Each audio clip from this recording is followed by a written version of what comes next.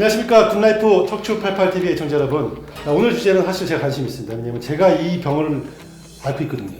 작년에는 오른쪽이고 올해는 왼쪽 충돌 증후군이죠. 네, 맞습니다. 제가 수영을 좀 이렇게 좋아하고 헬스를 좋아하는데 이게 수영하고 헬스하고 좀 연관이 지금 있나 봐요. 그죠? 무리한 운동을 많이 하면 있습니다. 저병하거나 자유형 할 때. 맞아요. 자유형.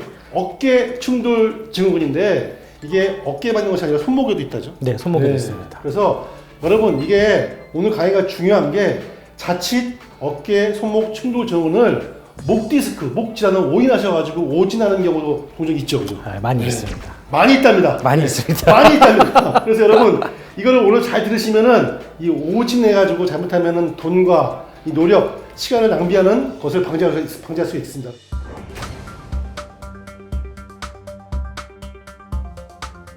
환자분들이 외래에 오셔서 우선은 어깨가 아프고 팔꿈치가 아프고 손목이 아파요 이렇게 오신 분들이 정말 많아요. 어깨, 팔꿈치, 손목, 손이 아파요 하면 일반적으로 처음 떠올리는 부분이 목이에요. 이거는 목에서 내려오는 이제 방사통이 아닐까 싶어서 목도 검사를 해보고 뭐 시술도 해보고 MRI도 찍어보고 해볼 거 다 해봤는데도 아파하시는 분들이 옵니다. 물론 우리가 이제 목은 워낙에 이제 특히 한국인들이 이렇게 이제 공부도 많이 하고 앉아서 뭔가를 일을 많이 하기 때문에 목에 오는 통증들이 많죠. 그래서 내려오는 통증도 있을 수는 있겠지만 실질적으로 목 디스크뿐만이 아니라 어깨 자체의 통증과 팔꿈치의 통증, 손목 자체의 통증이 각각 있는 분들이 되게 많아요. 그리고 실질적으로 환자분들이 와서 나는 오른쪽 어깨가 아픈데 왼쪽 손목이 아파 이러시는 분들은 별로 없어요. 오른쪽 어깨가 아프면 일반적으로 오른쪽 손목을 아파하시고 오른쪽 팔꿈치를 아파하십니다. 그래서 이게 목 디스크와도 약간은 구별을 해야 될 필요가 있기 때문에 어깨와 손목에서 가장 흔한 질환인 충돌증후군에 대해서 말씀을 드리려고 합니다. 충돌증후군은 말 그대로 충돌이 됐다는 얘기거든요. 무언가가 부딪혀서 발생해서 생기는 통증이 충돌증후군입니다. 근데 이게 어깨랑 손목은 조금 달라요. 근데 다른데 제가 똑같이 설명드리는 이유는 오는 원인이 비슷비슷합니다. 자, 손목의 충돌증후군도 일반적으로 퇴행성에 의해서 많이 오는 거고 결국 많이 써서 어깨의 충돌증후군도 결국은 어깨를 많이 써서 오는 거예요. 그러면 한 손으로 힘든 일을 하시는 분들에서 오기 때문에 이게 오른쪽에서 왼쪽 이렇게 오는 게 아니라 보통은 한 방향에서 같이 오는 경우가 많고 이 두 가지가 같이 있는 분들이 꽤 있기 때문에 이게 이제 목 디스크와 또 혼돈될 수 있다. 이거를 좀 알고 계시면 될 것 같아요.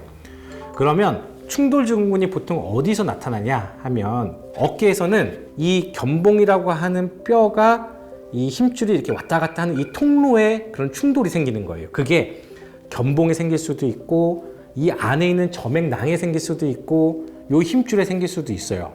실질적으로 전 세계적으로 우리나라에서도 가장 많이 하는 수술 자체가 견봉 성형술이거든요. 견봉 성형술이 뭐냐면 견봉이라는 게 이렇게 꺾여 있기 때문에 자꾸 이게 걸리니까 얘를 성형해주면 통증이 좋아지겠다라고 하는 겁니다. 하지만 이 견봉 성형술도 사실은 논란이 좀 있어요. 이거를 무조건 충돌증후군이라고 해서 견봉 성형술을 수술적 가는 치료로 가는 거는 옳은 거는 아니고 이 충돌증후군 내에서도 정확한 진단이 무엇인지를 알아야 되는 겁니다. 점액낭염이라든지 아니면 힘줄이 회전근개가 좀 부었다든지 진짜로 견봉 자체가 퇴행성 변화가 왔다든지 아니면 회전근개 파열이 있다든지를 정확하게 좀 진단을 내릴 필요가 있는 거예요. 그렇게 하고 나서 치료를 들어가야 되는 것이 맞다라고 하는 겁니다. 이렇게 보시면 이 왼쪽은 정상적인 어깨 이 검정 부분이 어깨의 힘줄이고요. 이렇게 힘줄이 이렇게 검은 힘줄이 검정색 힘줄이 얘는 아주 가지런히 이쁘게 있고요. 여기는 이렇게 부어서 위하고 아래 공간이 전혀 없는 거예요. 그럼 이건 충돌이 되고 있다는 거고요. 제가 이거를 수술로 들어가서 내시경으로 확인을 해봤더니 여기 위가 견봉이거든요. 여기 뼈인데 견봉 밑에가 지금 이렇게 달아서 많이 이렇게 밑으로 내려와 있는 모습이고 여기는 견갑 하관의 위쪽 부분이 파열된 거예요. 이게 어깨를 이렇게 올리면 어깨를 이렇게 올려서 얘가 이렇게 올라가면서 위쪽을 긁는 거죠. 충돌되면서 이렇게 환자분이 계속 아프셨구나 제가 이렇게 생각을 하면서 이 영상을 제가 또 사진으로 남겨놨거든요. 그래서 이렇게 진짜로 뭐 회전근개 파열이 동반됐을 때는 물론 회전근개 봉합술도 하면서 이렇게 보시면 공간을 넓혀주는 견봉 성형술도 같이 해줍니다. 자, 그리고 그 다음에는 제가 이제 어깨 충돌 증후군에 대해서는 말씀을 드렸고 손목의 이제 척골 충돌 증후군에 대해서 좀 말씀을 드리려고 합니다. 여기가 요골이란 뼈고 척골이란 뼈인데요. 이 여기하고 여기 사이의 레벨이 되게 중요하거든요. 이 요골하고 척골이 원래는 일직선으로 이렇게 다 일자로 가주는 게 제일 좋긴 합니다. 근데 이게 우리나라 사람들, 특히 아시아 사람들, 한국 사람들이 다른 서양인들보다는 이 척골이 조금 더 높아요. 이렇게. 그래서 충돌이 일어날 수 있는 가능성이 다른 나라에 비해서 조금 더 높다라고 하는 보고가 있습니다. 근데 여기가 왜 문제가 되냐면 손목은 뼈와 뼈 사이에서 충돌이 생기는 거거든요. 저는 손목의 이 척골 쪽의 관절을 어떻게 얘기를 하냐면 무릎이랑 비슷하다고 생각을 해요. 무릎은 뼈와 뼈 사이에 연골판이 있죠. 그래서 뼈와 뼈의 어떤 우리가 충격을 완화시켜주는 조직이 연골판이거든요. 자, 손목에도 그런 연골판이 있어요. 그게 삼각섬유연골인데 이 사이에 여기 조그만 사이에 삼각섬유연골이 이렇게 연골판처럼 존재를 하고 있습니다.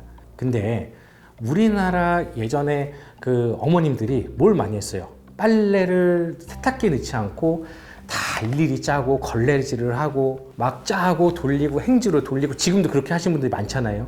그러다 보니까 손목을 자꾸 쓰면 여기가 자꾸 이제 긁히면서 여기에 있는 섬유연골이 찢어지는 거예요. 연골판 찢어지듯이. 그러면 뼈와 뼈끼리 자꾸 부딪히면서 통증이 생기는 거예요. 그것이 손목 충돌 증후군입니다. 또 요즘에 또 뭐 좋아하시는 운동들이 뭐 골프, 테니스 그런 손목을 많이 쓰시는 것들, 그다음에 뭐 손을 직접 많이 쓰는 일하는 인테리어 하시는 분들, 손을 많이 쓰시는 분들이 여기가 이렇게 높아지신 분들이 TFC라고 하는 섬유연골이 찢어지면서 뼈와 뼈가 자꾸 맞닿으면서 생기는 충돌 증후군이 생각보다 많다라는 겁니다. 척골 충돌 증후군도 마찬가지로 보정적 치료를 충분히 시행하면은 거의 대부분 좋아지시고 가끔씩 이렇게 아프신 분들이 있어요. 여기가 자꾸 좁아져 있고 계속 아프고 도저히 뭐 못하겠다 해서 이런 식으로 공간을 넓혀주는 수술적 치료를 할 수도 있고요. 그 다음에 요 같은 경우는 수술 전 사진이고 수술 후 사진이거든요.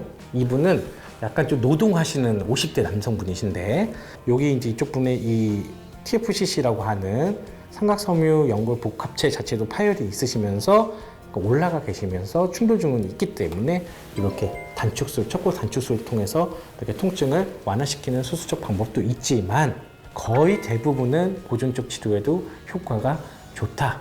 이렇게 좀 생각을 하시면 될 것 같습니다. 자, 충돌 증후군의 제가 원칙을 말씀드릴게요. 충돌을 안 하게 하면 됩니다.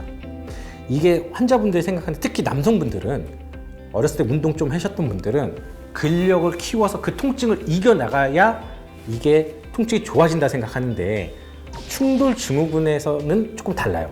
충돌을 자꾸 일으키면 뭔가 자꾸 염증이 생기고 뭐 퇴행성된 그런 조직들은 점점 더 달아 없어지기 때문에 증후군이 의심될 때는 우선 충돌을 피하라, 즉 통증을 피하라.